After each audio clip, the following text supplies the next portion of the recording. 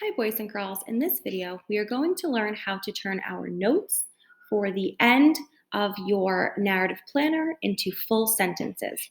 Our learning target is I can draft the end of my narrative based on Holly's experience in the Mayasora Dig, the story of Dr. Holly Woodward Ballard.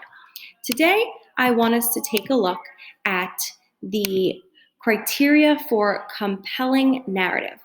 What is included in the criteria for a compelling narrative? Well, since we are taking our notes into full sentences, we want to make sure we include the actions you took after you found the fossil. We want to make sure we include words that show the order of events, which we know are temporal words. And we want to make sure we follow the rules of writing: capitalization, spelling, complete sentences, and the correct use of irregular verbs. So these are three things you must include in your full sentences: the actions you took after you found the fossil, include your temporal words, and following the rules of writing. Let's get started. So these are my notes for the end of our narrative planner. What actions did you take after you found the fossil? I said I ran fast to get quarrymen. Now remember, notes are not in full sentences. That's what we're going to be doing next. I have two different types of sentences here. One of the sentences is a compelling sentence. And if we remember, a compelling sentence is a sentence that grabs the reader's attention. They want to read more. They become interested in our reading. And the second sentence, all I did was I really just turned my end notes into a full sentence. It's not very compelling. Let's review these both sentences and see why one of them is compelling and the other one is not. Sentence A, I ran fast to get the quarrymen. They helped me. That's my sentence A. Now let's look at sentence B. At last, I decided to get some help. I ran fast to get the quarrymen. I told them to come help me get out the sea monster that I found.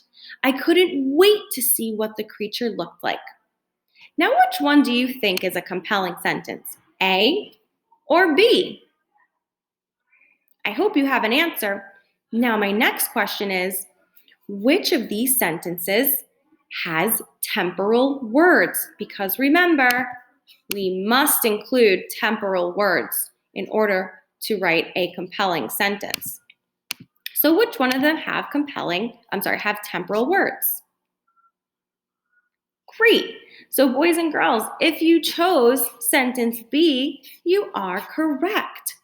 In sentence B, I have temporal words such as at last, and I have that word here, last.